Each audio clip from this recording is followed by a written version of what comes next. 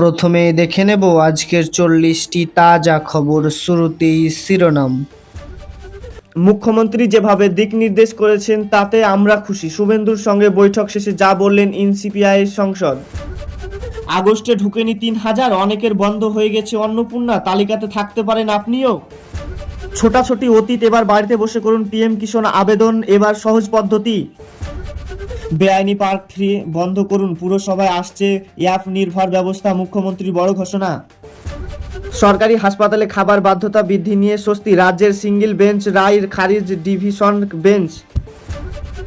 Pension নিই না, বইয়ের রয়্যালটি টাকা দিচ্ছে না, অভিযোগ মামলায় উত্তর নিয়ে প্রকাশ করলেও বড় আপডেট জেনে নিন। সোজা দল থেকে তাড়িয়ে দেব, শ্রমিকের ওপর তোলাবাজি, দলীয় কার্যদের হুঁশিয়ারি মন্ত্রী রূপেন। অভিষেক ডায়মন্ড হারাবে, কোভিডের মডেল নিয়ে রিপোর্ট চাইল জাতীয় মেডিকেল কমিশন। 28 থেকে বদলে যাচ্ছে স্কুলের সিলেবাস, শিক্ষা দপ্তরের বড় আপডেট। 7 দিনের নির্দেশ হাইকোর্টের, বুধবার থেকে শুনবে অভিষেকের বিদেশের যাত্রা, শুনানির শুনবে হাইকোর্ট। যেতে হবে না ভিন রাজ্যে, মালিক যেতে দিন, বেঙ্গল সিল্ক রাজ্যের উদ্যোগ।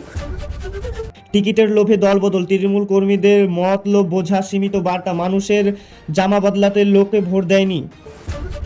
সিবিএসকে টকর সর্বভারতীয় প্রবেশিকার পরীক্ষার বাদ দেবে, বঙ্গোপর্যায়ে ও বড় পদক্ষেপ রাজ্যের।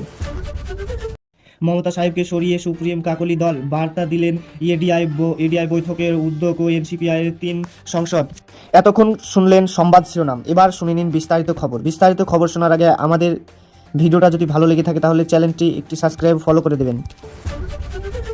মুখ্যমন্ত্রী শুভেন্দু অধিকারীর সঙ্গে বৈঠকের পর এনসিপিআইয়ের সাংসদ জানালেন রাজ্যের উন্নয়ন ও মানুষের স্থান মুখ্যমন্ত্রী দিন নির্দেশ দিয়েছেন, তাতে তারা সন্তুষ্ট।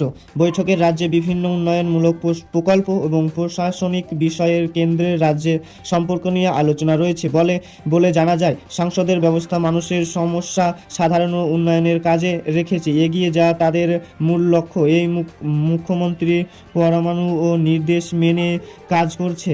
আসল দেন তারা এই বৈঠকে ঘিরে রাজ্যের রাজনৈতিক মৌলিক যার আলোচনা শুরু হয়েছে।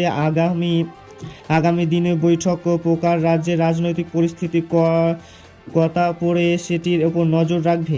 রাজ্যের উন্নয়নের জন্য এই বৈঠক রেখেছে বলেছে সাংসদের সব কর্মীরা। আগামী মানুষের অনেকের অ্যাকাউন্টে 3000 টাকা জমা পড়েনি বলে অভিযোগ উঠেছে। এ জেনে বহু মানুষের মধ্যে আতঙ্ক তৈরি হয়েছে। এর সঙ্গে খবর মিলিয়েছে কিছু অন্নপূর্ণা প্রকল্প সুবিধা বন্ধ হতে পারে।